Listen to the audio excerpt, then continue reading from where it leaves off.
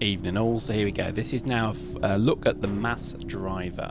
What I'm doing is just playing a map. Now I've got a pretty interesting fit with this. I'm quite enjoying logistics suits at the moment, only because they naturally armorly repair, as in you fit an armor repairer to them. And I think actually that's probably something to consider. We've been waxing lyrically about this in Corp for a while now, about whether it's good just to fit a brick tank or whether or not to fit a, I guess, a repairing tank. And I think personally myself, I would prefer to have less of a I guess a hit point buffer and the ability to repair.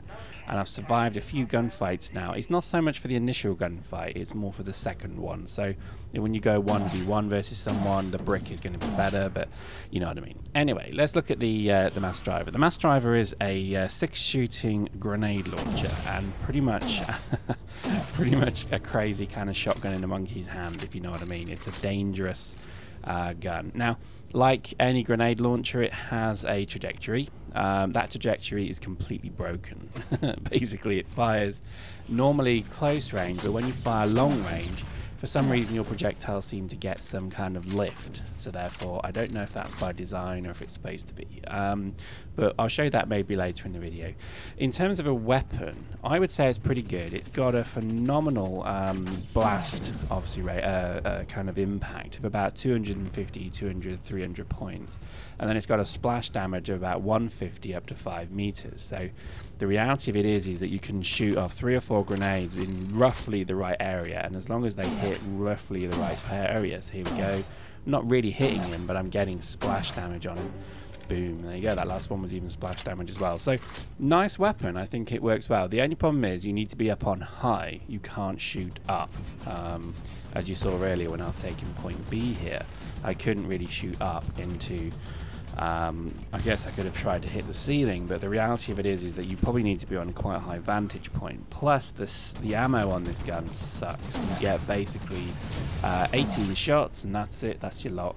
So you need to be able to fit at least fit an ammo forge with this, or have buddies who do as well.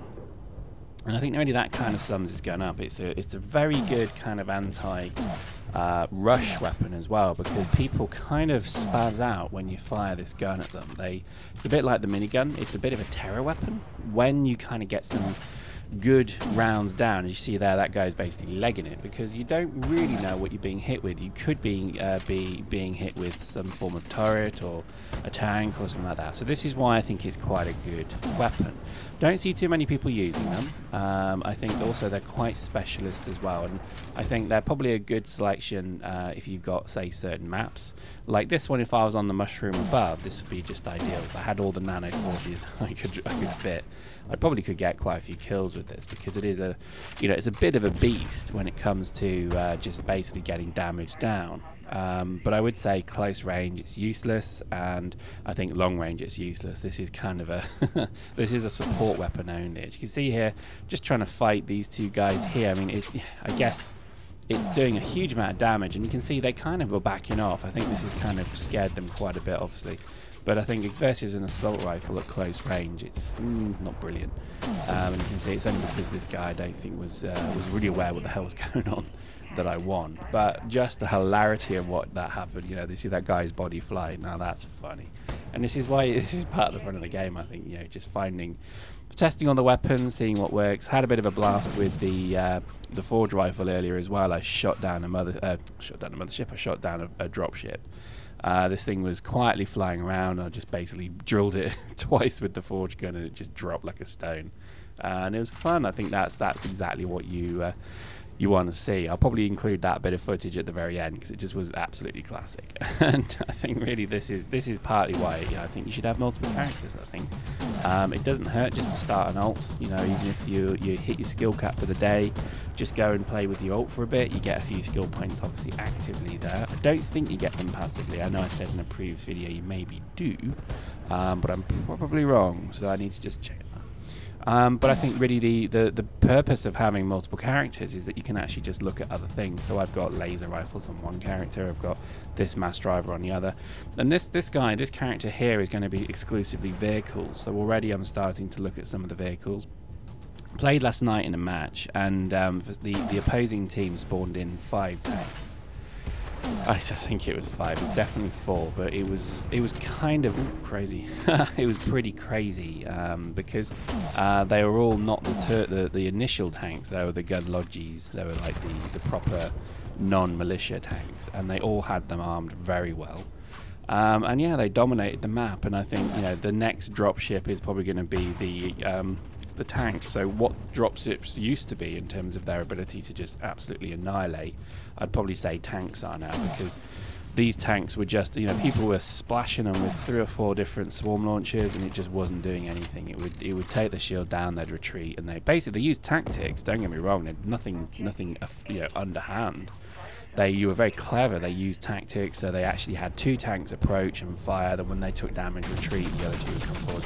And at every point, they did a very clever thing, and I'd probably suggest is a good thing to do as well if you do tanks, is the first thing they did before taking any points was just driving around and destroying every module in the game.